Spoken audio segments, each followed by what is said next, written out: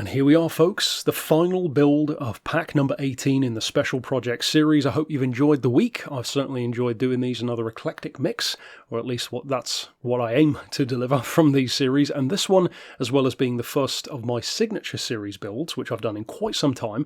For those who don't know what it is, Signature is basically my own fictional tuning house, wherein I build cars which are more often than not about the fun of driving, the kind of cars that you just jump in because you enjoy driving it, rather than because you want to set a lap record or win a race, you know, that kind of vibe. This one, I think any who know me will know exactly what I'm going for here, because this is what I call the Signature F0. No reference to the game series, sorry to disappoint the retro gaming fans, but the reason why I called it that is because some of you might recall that when the Supra first came out, I was really disappointed with it, and to some degree I still am, because the FT1 is such a badass concept car, like a proper supercar, which could have been a Toyota LFA, rather than a Toyota Lexus LFA, if you will, and to me it was such a missed opportunity to not have the Supra once again rivaling the Nissan GT-R. So I thought, let's rewrite history and reimagine what could have been with an actual supercar level Supra.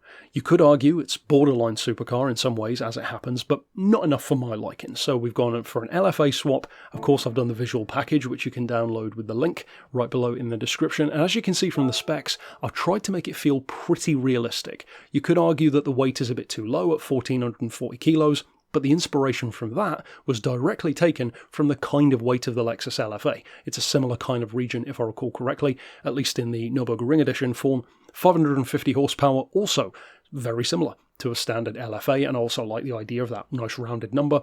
Again, perfect rival for the roughly 540 horsepower of the Nissan GT-R. Now, as far as all of the other stuff, we've got, of course, the Stage 1 weight here. I'll just double check in the Ultimate section. I've not gone for the maximum one. In fact, while we're here, you don't need to worry about any of that stuff.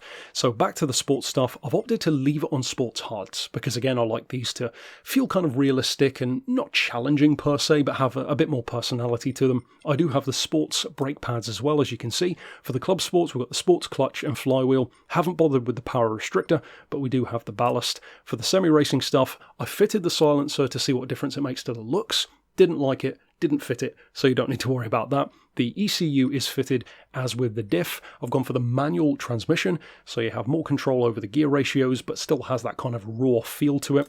As far as the racing stuff, we have the fully customized suspension, which probably isn't too surprising. For the extreme stuff, the carbon ceramic brakes, because supercar, and of course the steering angle adapter. So yeah, the most expensive thing is the engine. I don't recall what the price of the LFA swap is, but I seem to recall it's fairly hefty in terms of the cost. Now, in terms of the other stuff which we've done on the tuning side of things, of course you can tell it does have a wide body as well.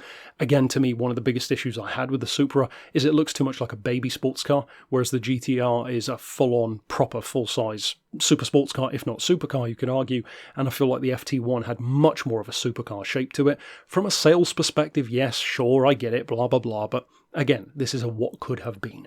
So, as far as the actual setup, we've got 103mm on the front, 112 on the back, 5 on anti-roll, 25 and 35 for the dampers, 2.85 for the springs, so hefty but not crazy high, 1 degree of camber, towed in 20 on the rear and 10 out on the front, 10, 30 and 20 on the diff, so nothing too surprising there. As far as the auto setting, a bit closer than you might have expected. And to be fair, you could go a bit wider if you want more top-end speed, but that's up around 190, 200 miles an hour, which again is, you know, supercar-esque. It's about LFA territory. I've added 27 kilos of ballast, which I've put all the way to the back to give us a very nice 1,440 kilos and a 50-50 weight split. Reduce the ECU to 96% to once again give us a very satisfying 550 horsepower. I am running full downforce on this one because it's more about the cornering mixed with nice performance is how I would describe it. It's not designed to be the quickest thing around.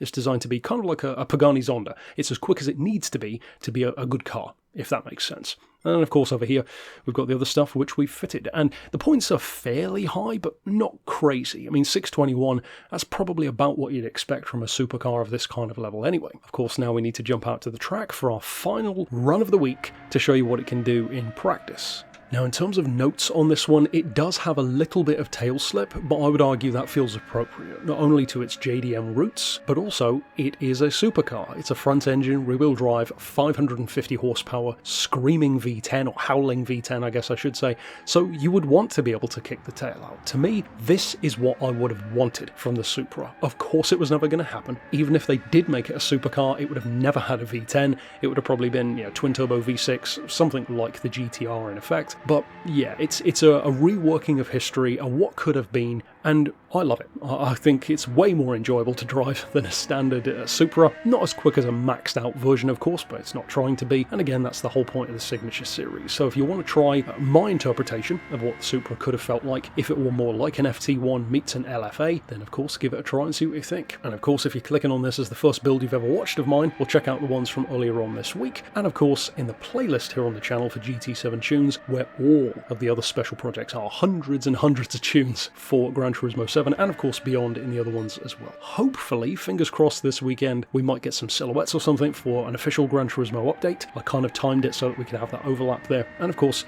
stick around for that. But for now, thank you once again for joining me for another week of special projects, and thanks for watching.